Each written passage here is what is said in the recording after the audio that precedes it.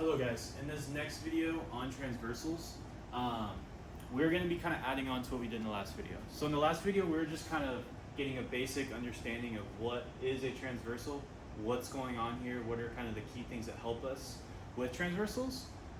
In this next video, it's going to be more like problems that we could expect to see in a Math 2 setting.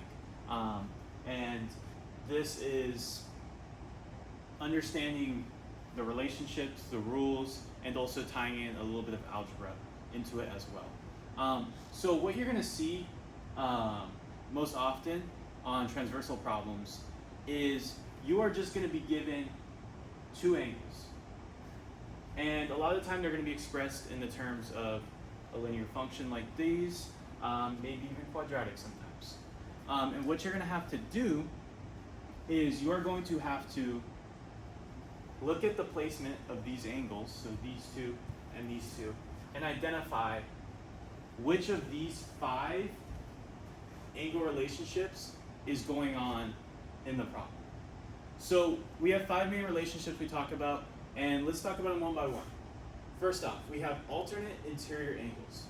So this is when they're on the inside, the two angles we're given are on the inside of our transversal, but they're on the opposite sides on the inside. So look at these two purple ones, they're alternate, so they're on the opposite sides, but they're both on the inside. Or these red ones, they're both on the inside of our transversal, but they're on alternate sides.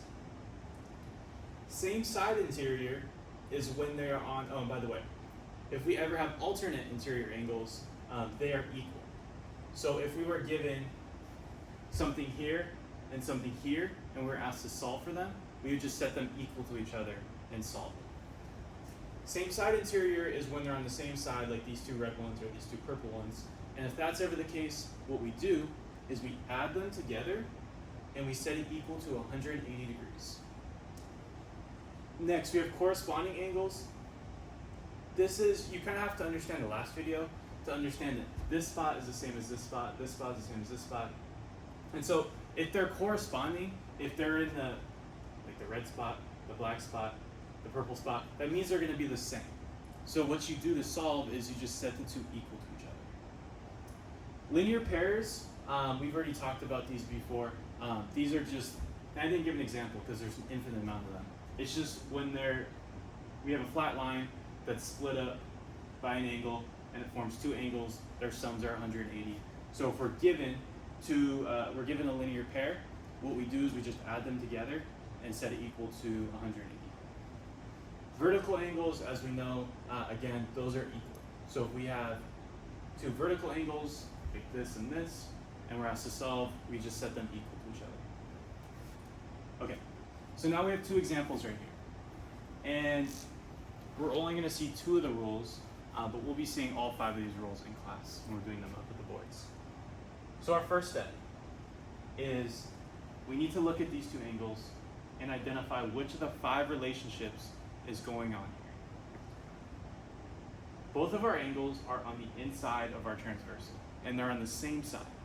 So that means that these are same side interior angles. So if we want to solve them, if we want to solve for x here, same side interior angles, the rule is we add them and we set them equal to 180. So that's what we're going to do. We're going to take 11x plus 10, and we're going to add it with 18x minus 4 plus 18x minus 4. And we're going to set it equal to 180. And now we solve. So we can combine like terms. We have 11x, 18x, that gives us 29x. 10 minus 4 is positive 6, so plus 6. And this all equals 174. Oh my God, 180. Okay. I was thinking one step ahead. Now we want to solve for x, so what we do is we could subtract 6. Subtract 6. Now we get 29x equals 174.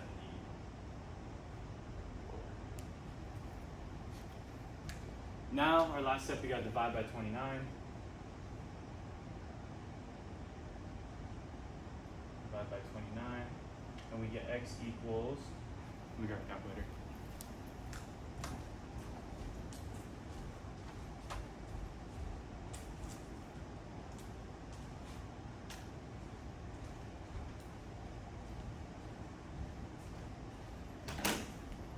X equals 6.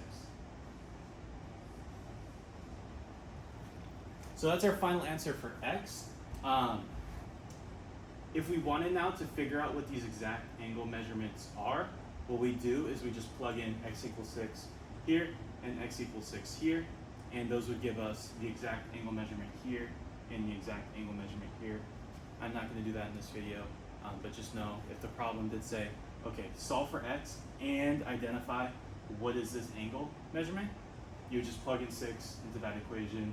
You would get 76. You plug in this equation, you would get 104.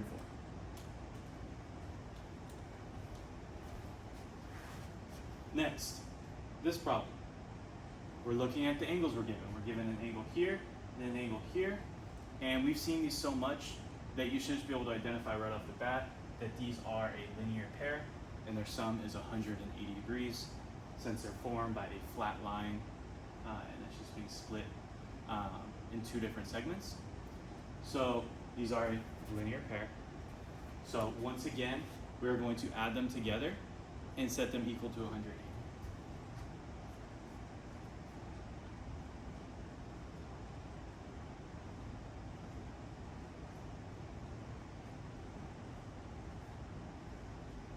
So combine like terms, 11 plus 23, that gives us 34. X, 5 plus 5 is 10, equals 180. We subtract 10. We get 34x equals 170.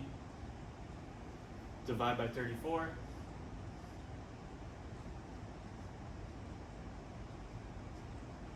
We should get x equals 5. Once again, now if we wanted to figure out what these two exact angle measurements were, we just plug in 5 into the function. For this one, let's see, it would be 120, this would be 60.